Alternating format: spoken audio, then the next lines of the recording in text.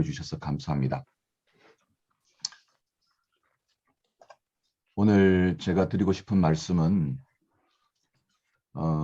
제목을 이렇게 붙이든 저렇게 붙이든 재림교회가 초창기 우리 선구자들로부터 저희가 성경 연구를 통해서 발견한 특별한 하나님의 그 말씀과 진리를 가리켜 현대 진리 그렇게 이야기해 왔었습니다. 안식일이든지 또 죽은 자의 상태든지 성소기별이든지 임박한 재림이든지 또는 와이프인을 통하여 주신 예언의 선물이든지 이 모든 것들을 가리켜 뭐라고 그랬다고요? 현대 진리. 그래서 영어로는 the present truth인데 저는 이 말씀이 최근에 기가 막히게 이분들이 이 발견한 진리들을 가리켜 이름을 정말 멋지게 붙였구나 그렇게 생각하게 되었습니다. 왜냐하면은 the present라고 할 때 이제 present가 현대 진리 이렇게 번역했지만 사실은 이제 현재 진리 그렇게 번역할 수가 있어요. 현재 진리. 무슨 말인가 하면은 재림을 앞두고 예수님께서 눈앞에 나타나신 것처럼 살아가던 재림신앙, 재림신자들이 오늘을 포기했느냐? 오늘을 포기하지 않았다는 것이죠. 우리가 살아가고 있는 일상과 오늘의 의미에 대하여 재림교회만큼 강한 의미를 부여하는 교단이 있을까? 그런 생각을 하게 되었습니다. 그래서 재림신앙과 안식일신앙을 기본으로 교단명을 가지고 있는 저희들이 특별한 성경의 가르침을 가지고 있는 저희들이 어떤 삶의 태도를 가져야만 하나님의 말씀을 바르게 전하고 또 우리의 하나님이 인간들에게 기대하는 그 삶이 무엇인지를 삶을 통하여 바르게 전달할 수 있겠다. 그런 생각이 들었습니다. 그래서 오늘의 이 말씀은 재림교회 또는 우리 재림신자들이 하나님의 말씀을 전하고 진리를 전하는 데 있어서 어떤 삶의 태도를 가져야 하느냐. 그것은 바로 오늘 이제 눈을 뜨면서 시작한 이 하루를 어떤 가치와 의미로 볼 것이냐. 그리고 꼭꼭 밟아서 오늘 하루를 최선을 다하여 삶의 마지막 날인 것처럼 그렇게 살아갈 것이냐. 이렇게 될 때에 살아계신 하나님을 바르게 드러낼 수 있다라고 하는 말씀으로 이야기를 시작해 보도록 하겠습니다. 먼저 에스겔 28장 14절과 18절의 말씀을 보시면 사단, 루스벨이죠. 사단이 어떤 특성을 가지고 있었는지 그가 범죄하고 죄를 가져왔던 것이 무엇인지를 보면 다음과 같은 특징이 나와요. 잘 보지 못하는 내용들입니다. 보통은 내가 지엄을 받던 날로부터 내 모든 길에 완전하더니 마침내 내게서 불의가 드러났도다. 16절 뭐가 많았어요? 내 무역이 많음으로 그렇게 말했습니다. 무역이라는 말은 영어로 트레이드, 거래한다 그 말입니다. 내 거래가 많았으므로 내 가운데서 강포가 가득하여 내가 범죄하였도다 그렇게 말했습니다. 사단의 특징은 무엇인가 하면은 모든 것을 거래적인 그 방식으로 변질시켜 버리는 것이에요. 신앙도 거래적인 방식이 될 수 있습니까? 오늘 우리가 드리는 기도, 하나님께 나가서 드리는 예배, 이 모든 것들이 거래적이 되면 그 신앙을 뭐라고 그럽니까? 기복신앙이라고 그렇게 말합니다. 많은 경우에 이 새벽 기도회에 대하여 이제 비평하는 많은 분들이 한국에서 기독교가 부흥되는 그 기반이 무엇이었느냐? 한국 사람들이 가지고 있었던 이제 기복신앙 때문이었다. 뭐 이렇게 얘기하는 분들도 계세요. 새벽에 정한수 떠놓고 가족들과 자신의 건강을 위하여 기도하던 그 마음이 새벽을 깨우리로다. 시편의 말씀과 함께 일찍이 기도 드리는 것이 기도 응답이 잘 될 것이다. 만약 예를 들어 그렇게 믿는다 그러면 그거야말로 거래적 무역을 하던 이 사단의 정신과 상통하는 것일 수도 있어요. 그런 생각 해보셨어요? 그래서 사단의 정신은 내가 원하는 희망사항이라든지 기도 어떤 제목을 응답받도록 하기 위하여 너희가 더 열심히 하나님께 나오고 순종하고 이렇게 하면 복 받을 것이다. 뭐 그런 말씀들이 있긴 있어요. 근데 본질적으로 기독교 복음은 관계적인 것이거든요. 하나님은 우리 아버지시고 심지어는 구하지 않는 것도 주시는 분이시고 우리에게 가장 좋은 길을 허락하시는 분 아니십니까? 그런데 우리는 종종 신앙을 통해서 우리의 어떤 목적을 이루기 위한 방식으로 기도를 변질시키는 경우들이 있단 말이죠. 이걸 가리켜 이제 거래적 신앙이라고 합니다. 그래서 어저께도 잠깐 말씀드렸지만은 예수님께서 가장 싫어하시던 내용, 가장 혐오하시던 내용, 가장 분노하시던 게 뭐예요? 교회. 교회가 세워졌는데 그 교회가 뭐로 바뀐 거예요? 네, 장사하는 집으로 바뀌어버린 겁니다. 그 장사하는 집이라는 게 여러분 단순히 뭐 안식일 날 삼육 라면을 갖다가 서로 뭐 나누고 이런 게 아니에요. 장사한다고 하는 것은 모든 종류의 인간관계와 신앙관계를 조작해서 내가 조금 더 부각되고 싶고 내가 더 드러나고 싶고 내가 어떻게든지 다른 사람보다 더 낫다고 하는 것을 드러내고자 한다면 그게 거래적 신앙 아니겠습니까? 자, 그런데 에스겔 28장 사단이 시작될 때도 무역이 많았다고 그랬는데 자, 종말 사건, 마지막 음녀가 행하는 일들이 무엇이냐? 정말 마지막 사건에서 가장 강하게 드러날 부분이 무엇인가 하면 계시록 18장 3절에 그 음행의 진노의 포도주로 말미암아 만국이 무너졌으며 또 땅의 왕들이 그와 더불어 음행하였으며 누가 나와요? 땅에 상인들이 나와요. 상인들도 그 사치의 세력으로 치부하였도다. 뭐가 나옵니까? 똑같아요. 똑같이 마지막 때에도 어떤 세계가 만들어질 것이냐면은 종교적 모든 단체들이 그 음녀의 가르침과 음녀의 세력 속에서 사치하고 치부하는 것입니다. 치부하는 것입니다. 근데 이제 이 뭐 부를 얻으려면 장사를 해야 되잖아요. 근데 장사를 하는데 뭐까지 팔아먹냐? 그 상품들에 대해서 쭉 나오죠. 뭐 금은 보석 다 좋아하는 거 아닙니까? 그릇도 좋아하고 계피와 향료 뭐 좋아하고 밀가루 요즘 밀가루 값이 폭등했죠. 그 다음에 소와 양과 말과 수레와 자동차죠. 그 다음에 뭐예요? 종들과 사람의 영혼이라 돈이 될 수 있다면 이익이 될 수 있다면 사람까지도 거래적인 물건으로 취급하는 세계가 되고 있다. 자, 요즘 이런 세계가 있습니까, 실제로? 여러분이 살고 있는 세계가 정말 사람들까지도 상품으로 보고 있습니까? 예.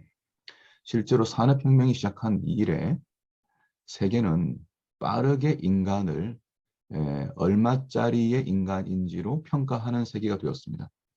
연봉 얼마, 우리는 손쉽게 이야기하는데요.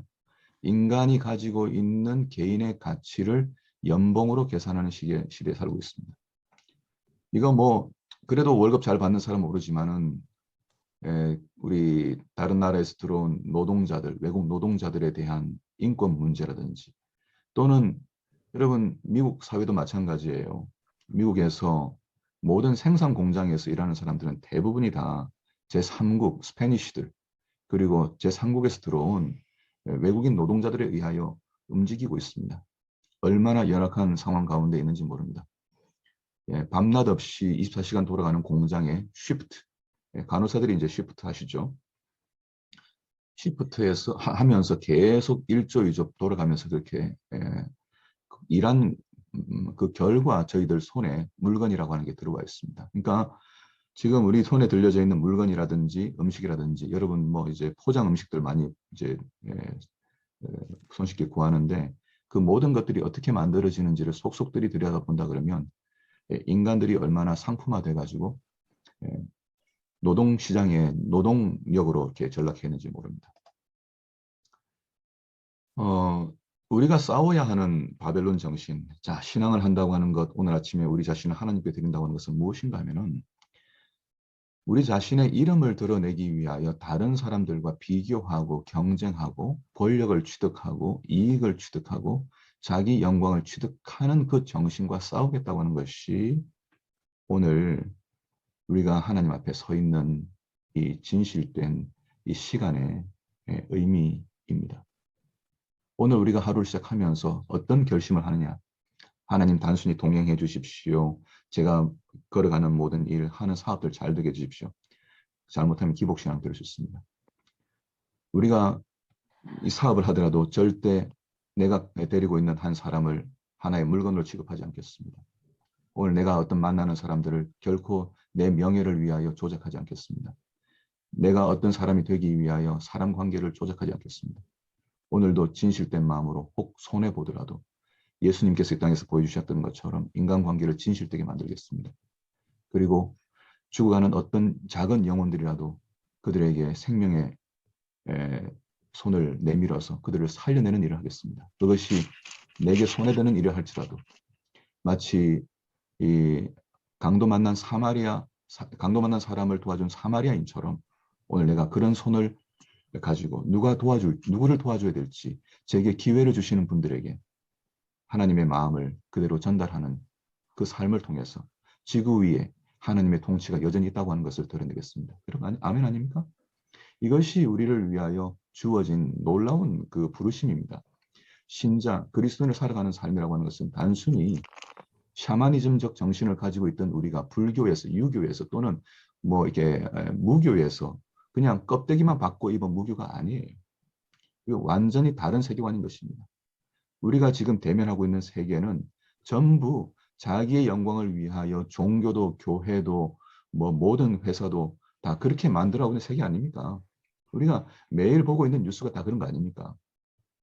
이런 세계 속에서 하나님께서 우리에게 하나님만이 왕이시고 하나님만이 통치자시고 그분만이 우리의 모든 것 되신다고 하는 그 고백을 가지고 나는 낮추고 나는 없고 내게 주어지는 모든 기회들은 하나님의 뜻을 드러내는 그런 시간으로 보내는 것. 그것이 이제 우리에게 주어진 하나님의 부르심이라고 하는 것 기억할 필요가 있겠어요.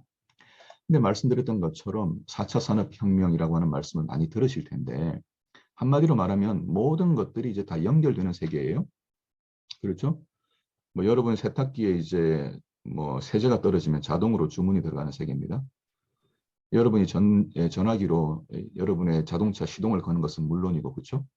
에어컨 켜시기도 하고, 그 다음에 집의 온도를 다 올리기도 하고, 모든 것을 다 스마트폰으로 이루어지는 그런 초연결 사회입니다. 초지능 사회입니다. 모든 것들이 지능화되고 있습니다. 그래서 여러분 AI, 인공지능, 지금은 여러분들이 보고 싶은 것을 보는 게 아니라 보여주는 것들을 보게 되어 있습니다. 여러분이 무엇을 좋아하는지, 무엇을 선호하는지, 어떤 물건을 찾는지, 어떤 생각을 하는지 여러분의 스마트폰이 다 캐치하고 있습니다. 그래서 내가 뭐 이렇게 세제를 사야 되겠다 그러면 세제 상품이 딱 뜹니다. 광고로 뜨죠. 내가 테니스 라켓을 사겠다 그러면 테니스 라켓이 뜹니다. 이렇게 내가 검색하는 모든 것, 내가 대화하는 것들을 다 캐치해서 나보다 더 그 정확한 진단을 내리는 것이 AI들이에요. 그래서 이제 미국의 여배우 가운데 한 사람은 아예 건강상 자신이 유방암에 걸릴 확률이 굉장히 높다는 것을 알고 아예 미리 유방을 절제해낸 안젤리나 졸리라는 그 영화 배우도 있어요. 그러니까 그만큼 우리의 건강 상태에 대해서도 지금 손목에 차고 있는 시계들이 다 검진해 주고 있습니다. 앞으로는 더 그렇게 될 겁니다. 이런 세상을 보면서 우리는 편리한 세상을 살고 있지만은 이 정신에 흐르고 있는 생각들의 그 위험한 요소, 인간들을 편리하게 만들었으나 그 이면에 숨겨져 있는 생각들이 무엇인지를 읽어내지 못한다 그러면 순진한 재림교인으로 이 세상의 모든 그 이익들과 편리한 것들을 그 누리며 살아가지만은 그러나 인간이 상품화되고 있는 것들에 대해서는 잘 모른다는 것이에요. 인간이 거래적인 그 대상으로 이런 생각들은 교회 안팎에 다 깔려져 있습니다. 오늘날 세계에 인간을 하나의 도구로 보는 생각들은 우리에게 때때로 교묘하게 포장된 상태로 들어올 수 있습니다. 제가 뭐 그렇다고 말할 수는 없지만은 만약 교회가 존재하는 이유가 1년에 10명이든 20명이든지 침례를 주기 위한 것이라면 이것도 마찬가지 산업시대의 그 목표를 정해가지고 생산 그 양을 할당해서 관리하는 그 관리 시스템 속에 교회가 들어와 있는 모습이 될 수 있어요. 왜? 성령의 능력은 그저 계획된 대로 이 부흥을 일으키시는 그런 정도의 하나님이 아니시죠. 하나님의 능력이라고 하는 것은 인간이 기대하지 못한 폭발적인 성장을 또 성령의 부흥을 일으키시는 분이신데도 인간의 계획을 통해서 하나님의 능력이 역사할 수 있는 것들을 제한하고 있다면 그것도 역시 산업혁명의 계획적인 어떤 모습들의 영향을 받고 있는 것이다. 그렇게 말할 수가 있겠어요. 어쩌면 우리가 하고 있는 많은 계획들이 하나님의 그 자연스러운 그 이 부흥의 바람을 일으키는 것을 막는 그런 담벼락 역할을 하고 있는지도 모릅니다. 마치 보험회사처럼 어떤 것들이 모두 다 할당되고 모든 것들을 다 나눠서 이렇게 성과 관리를 하고 있는 그런 학교도 그렇게 하고요. 병원도 그렇게 하고 군대도 그렇게 하고 마침내 교회마저도 그렇게 되고 있다면 가정이라든지 교회가 가져야 할 그 비합리적이고 비계산적이고 비생산적인 특성을 잃어버린 채 교회가 만약 한 사람도 친해주지 못한다면 존재하지 못한다는 평가를 내리게 될 수 있잖아요. 과연 그게 진리일까요? 그렇진 않다는 것이죠. 하나님의 이 능력이라고 하는 것을 인간의 이 능력과 기술로 또 어떤 이 생산적인 목적과 합리성으로 제한시킬 수 있는 세계가 지금 시작되었습니다. 뭐 이미 오래된 1차, 2차, 3차, 4차 산업혁명을 통해 가지고 세계는 급속도로 18세기 이후에 그렇게 진행되었습니다. 근데 재림교회가 언제 탄생되었습니까? 예, 19세기 초에, 19세기 중반에 재림교회가 탄생한 거 아닙니까? 산업혁명 중반에 산업혁명이 극대화되고 있는 그 시점에 재림교회가 탄생한 것이에요. 재림교회가 이 시대에 탄생한 것이 무엇이겠습니까?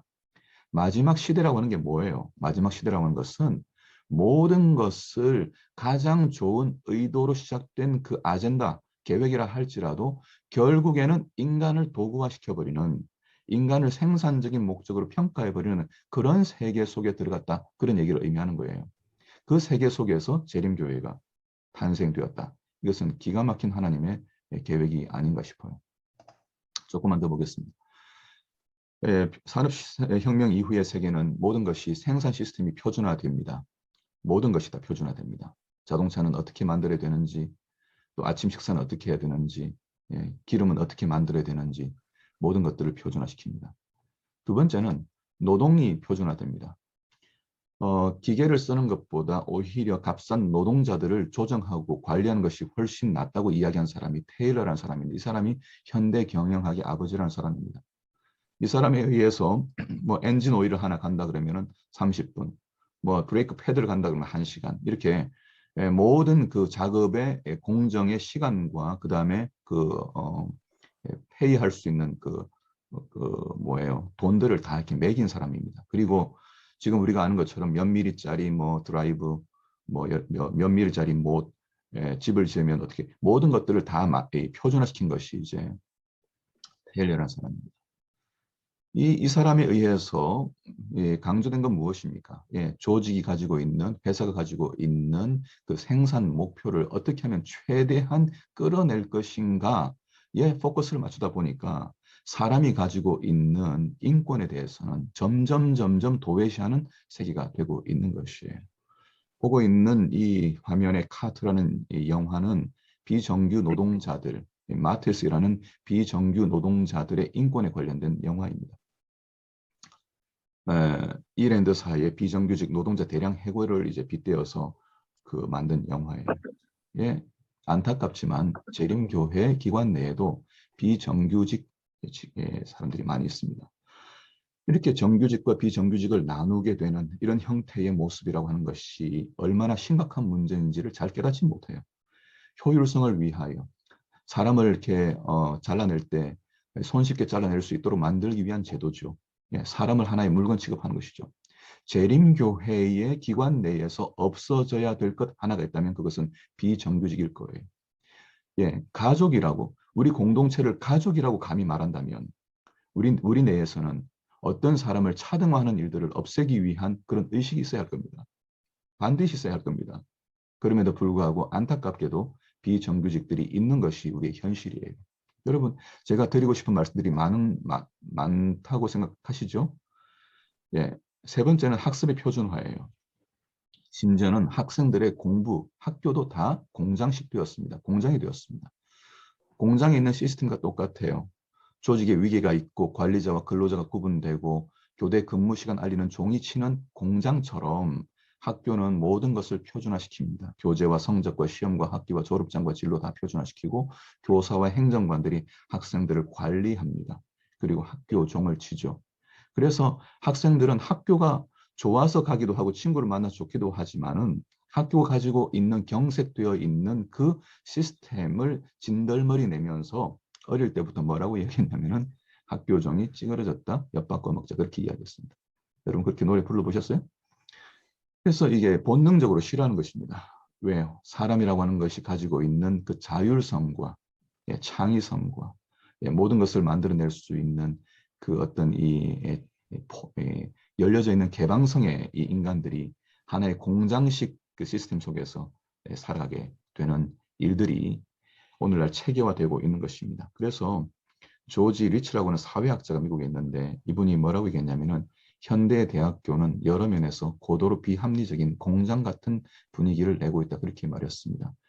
공장에서 처리되는 소처럼 아이들이 느낀다는 것이죠. 이런 환경에서 스스로 비인간화되고 있다 그렇게 느끼고 있다 이런 평가를 했습니다. 그래서 학교들도 대규모 정원, 뭐 비인격적 기숙사 2명, 4명 집어넣어 가지고 이제 넣는 기숙사라든지 이런 것들이 우리가 볼 때는 당연시되고 있지만은 그러나 그 속에서 가만히 살펴보면 많은 학생을 가능한 한 큰 건물에 수용할 수 있느냐 마느냐 이런 문제로 접근하고 있는 건축들이 얼마나 비인격적이고 비인간적인지를 생각해 볼 수도 있겠어요.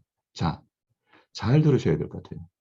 재림교회가 가지고 있는 신학이라고 하는 것은 오늘날 세계에 대하여 경종을 일으키는 하나님의 메시지라면 그 메시지는 무엇이겠습니까? 인간은 하나님의 형상으로 탄생된 존재라고 하는 것이고 하나님의 자녀들이라고 하는 것이죠.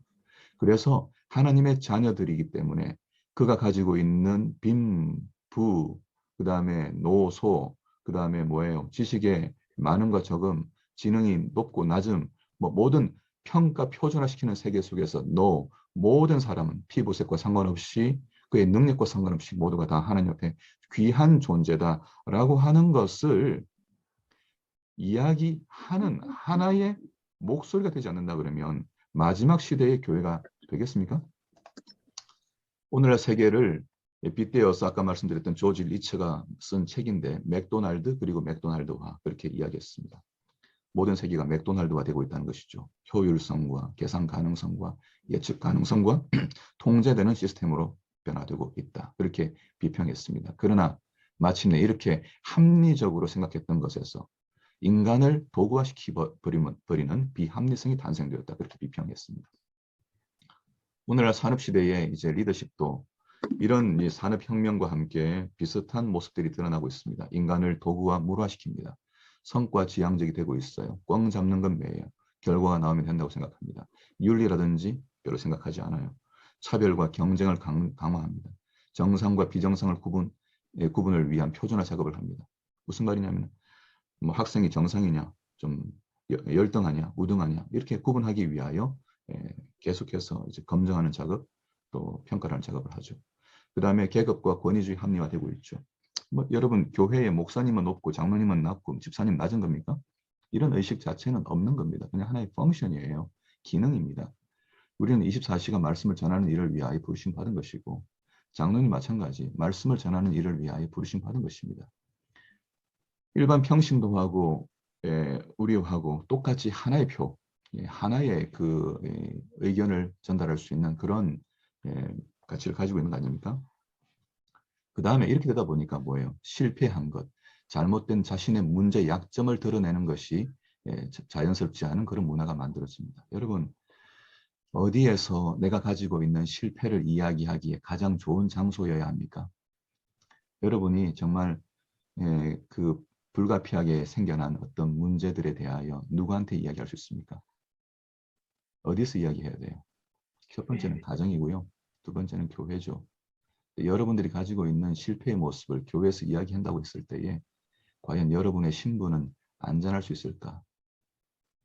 여러분 교회가 교회답게 된다고 하는 것은 뭐 말씀이 좋고 찬양이 좋고 다 좋아요. 좋은데 뭐가 돼야 되는 것입니까? 모두가 다 약점을 가지고 있는 인간으로서 누구나 다 실패를 가지고 있었고 약점을 가지고 있는 존재이기 때문에 우리의 서로의 약점과 죄를 서로 고할 수 있는 장소가 될 때에만 부흥이 일어난 거 아니겠습니까? 근데 교회에서 서로의 약점, 나 자신의 약점을 이야기하는 것이 두려워졌다. 문제가 심각한 것이죠. 하나님의 무한한 은혜가 과연 교회에 있을까? 예. 우리는 교회 안에 그런 이 하나님의 무한한 은혜가 오늘 우리 안에 드러났어. 누구라도 실패했는데 집사님 제 얘기 좀 들어주세요. 목사님 저를 좀 도와주세요. 저를 위로해 주세요. 제가 이렇게 문제를 가지고 있어요. 라고 이야기할 때 그들을 아무런 조건 없이 평가 없이 받아줄 수 있는 오늘 우리의 마음 자세를 성령께서 만들어 주시도록 기도하시지 않겠습니까? 아멘. 그것이 교회죠. 이렇게 이제 개인의 가치가 위협을 받고 조직이 더 중요해지는 것을 가리켜 이제 기관화된다 이렇게 얘기하죠. 조지 나이트라고 하는 신학자가 쓴 책 가운데 뚱보 아줌마와 천국이라는 책이 있어요. 뭐 이 책에 여러분 뭐가 나옵니까? 교회가 너무 비대해져 가지고 기관이 너무 비대해져 가지고 기관에 생기는 문제들을 해결하기 위하여 마치 쇼핑백을 들고 있는 아줌마가 좁은 문을 못 들어가는 겁니다. 천국 문을. 뭐 그런 이제 이야기들을 하면서 결국 오늘날 산업 시대의 리더십의 특징들과 마찬가지로 교회도 그런 모습을 가지고 있는 것으로 보여요. 거기다가 한국 사람들이 가지고 있는 특징들. 여기 이제 한국인의 문화적 문법이라는 책이 있습니다. 정수복 교수라고 서울대 사회학과 교수인데 이분이 쓴 책인데요. 제가 논문을 쓰고 난 다음에 이 책을 발견했는데 보고 나니까 제가 가지고 있는 문제의식과 거의 비슷하더라고요. 한국 사람들이 가지고 있는 특징들이 뭐냐? 현세적 물질주의, 감정우선주의, 가족주의, 연고주의, 권위주의, 갈등회피주의, 감상적 민족주의, 국가중심주의, 속도지상주의, 근거 없는 낙관주의, 수단방법 중심주의, 이중규범주의. 누구한테는 뭐 그죠? 뭐돈 있으면 뭐 무죄, 무전무죄, 유전, 뭐 유죄, 뭐 이렇게 이야기하는 뭐 그런 형태. 이런 것들이 이제 뭐예요? 오래된 우리의 관행 속에 남아있는 것인데 교회도 이런 영향들이 있을까 없을까요? 한국 사람들이기 때문에 있다는 것이 다 가지고 들어온 것입니다. 그래서 교회가 교회답게 되는 것이 첫 번째 선교를 위한 그 준비가 될 텐데 교회가 어떤 곳이 되어야 할 것이냐. 산업시대에 끊임없이 인간을 위협하고 있는 세계 속에 모든 인간이 어떤 모습을 가지고 있더라도 고귀한 가치를 가지고 있는 존재로 그 받아들여질 수 있는 그런 모습이 될 때 선교는 가능하겠죠. 자, 그래서 이 땅에서 우리의 삶은 어떻게 될까요? 어떤 삶을 살아야 하느냐? 시대소망 331페이지에 이런 말씀이 있어요. 예수를 힘입어 우리가 안식을 얻는 때에. 하늘나라 가고 싶죠? 하늘나라는 어디에서 시작된다? 여기에서 시작된다. 여러분, 하나님 나라는 이미 우리 안에서 시작되었습니다. 맞습니까? 네. 네, 그리스도인이라고 하는 건 뭡니까? 로마서 8장 9절에 누구든지 그리스도의 영이 없으면 그리스도의 사람이 아니라.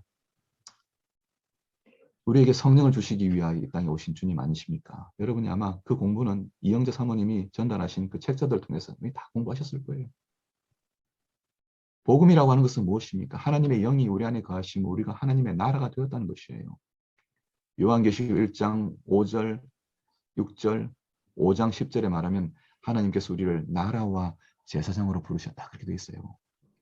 우리가 하나님의 나라입니다.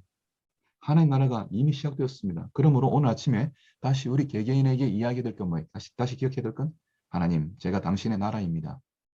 제가 하나님 나라의 특성, 모두를 받아주시는 하나님의 나라의 특성으로 내 나라 안에, 내 마음 안에 누구라도 용납할 수 있게 해주십시오.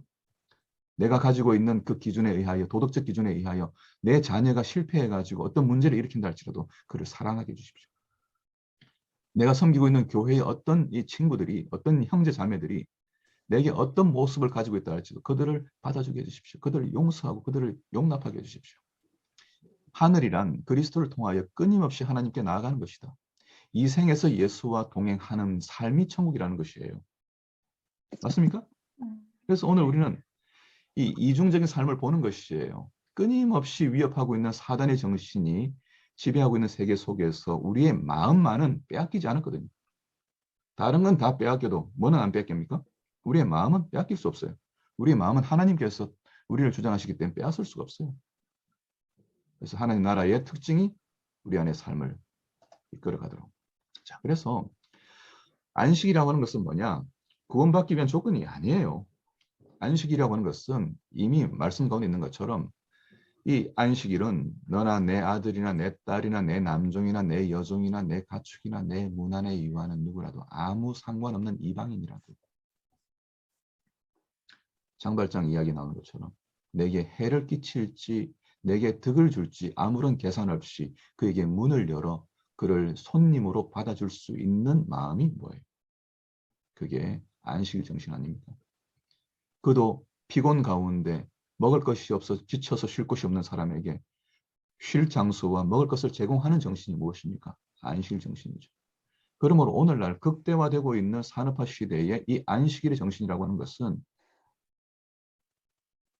쉼없이 공장 속에서 끊임없이 노동력의 한 일부분이 되고 있는 사람들에게 와서 쉬라.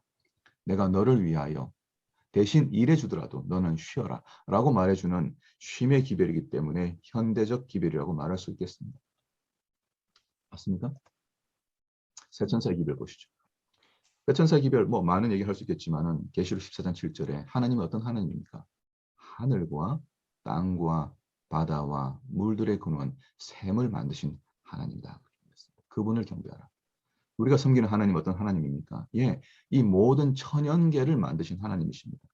우리가 진실로 세천사의 기별을 가지고 있는 남은 자로서 하나님을 섬기는 마지막 교회의 구성원들이라면 이 세상에 존재하는 작은 피조물들 하나하나까지 다 사랑하는 사람들이 될 때에만 진정으로 내 백성이라고 하는 평가를 주님께로부터 받을 것입니다.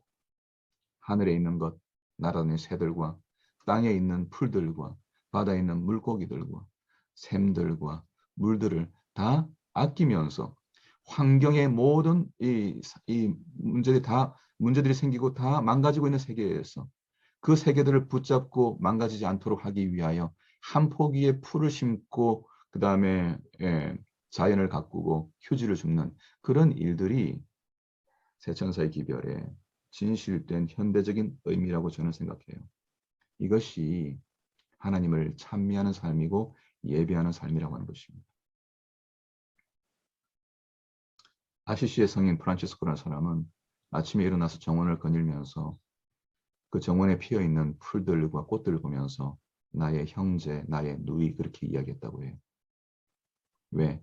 그도 흙에서 났고 나도 흙에서 났으니까요. 우리 모두가 다 흙에서 난 존재로 하나같이 하나님의 사랑의 손길로 존재하게 된 사람들이기 때문에 그들 앞에서 형제님, 자매님 이렇게 이야기했던 것처럼 모든 죽어가는 것들을 사랑해야지라고 했던 윤동주의 서시처럼 그는 알았어요. 죽어가는 작은 헐떡이는 로빈새 한 마리를 구해낼 수 있다면 우리 인생은 헛되지 않을 것이라고 하는 시도 여러분 아시잖아요. 이것이 오늘 21세기의 선교적 태도와 모습이 되어야 된다고 저는 확신합니다. 재림을 기다린다고 하는 것이 무엇일까? 교회정은 7권 131페이지를 말씀이 있습니다. 하늘은 이 땅에서 시작되어야 한다. 주님의 백성들이 온유와 친절로 충만해질 때 그들은 그분의 사랑이 그들 위에 깃발이 될 것이고 그분의 실과는 그들 입에 달다는 것을 깨달을 것이다. 그들은 위에 있는 하늘을 준비하기 위하여 그들이 살고 있는 땅을 하늘로 만들 것이다. 아멘. 오늘 하루를 어떻게 사시겠습니까? 성경에 나와 있는 모든 66권 한 권 한 권 공부하시는데 66권의 의미는 무엇입니까? 하나님만이 온 우주의 유일한 참되신 왕이시고 통치자라고 하는 말씀 아닙니까? 그 긴 이스라엘의 역사가 왜 나옵니까? 한 나라가 왜 나오는 것입니까? 전혀 다른 종류의 나라, 그 나라를 통하여 참된 주군, 좋으신 주군이 지금도 살아계셔서 모든 영혼들을 돌보시고 새들과 동물들과 식물들을 돌보고 계신다는 것을 보여주시기 위하여 그 긴 이스라엘의 역사를 쓰신 것 아닙니까? 예수님이 이 땅에 오신 사복음서와 그 이후의 기독교의 역사는 무엇입니까?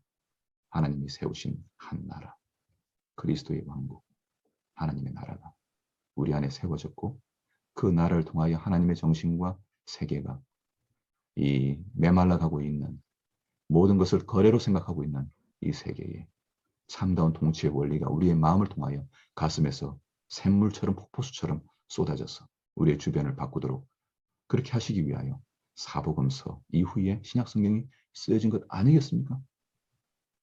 아무리 여러분이 성경을 샅샅이 뒤지고 분석하고 한다 할지라도 이 한 가지 사실, 하나님이 우리의 왕이시고 우리의 통치자시기 때문에 그분의 통치 속에 어떤 사람도 예외가 없다고 하는 것, 모두가 다 돌보심을 받는다고 하는 그 기별을 전하는 것이 아니라면 의미가 없는 것이죠. 나 자신의 구원을 위하여 모세는 자신의 구원을 내려놓았습니다. 내가 구원받지 못하더라도 다른 사람들이 구원을 위하여 자신을 드려낼 수 있는 그런 마음이 하나님 나라의 정신이기 때문에 우리는 오늘도 희생당한 어린 양을 우리의 왕으로 모시고 살아가는 것입니다. 오늘 하루의 생애가 모두에게 하나님의 나라를 세우는, 그리고 오늘이 가장 아름다운 꽃을 보며 감상하고 감탄하고 우리 형제들을 보면서 감사하고 기쁨이 넘치는 그런 매일매일이 되시기를 간절히 바라면서 오늘 말씀을 줄이도록 하겠습니다. 감사합니다.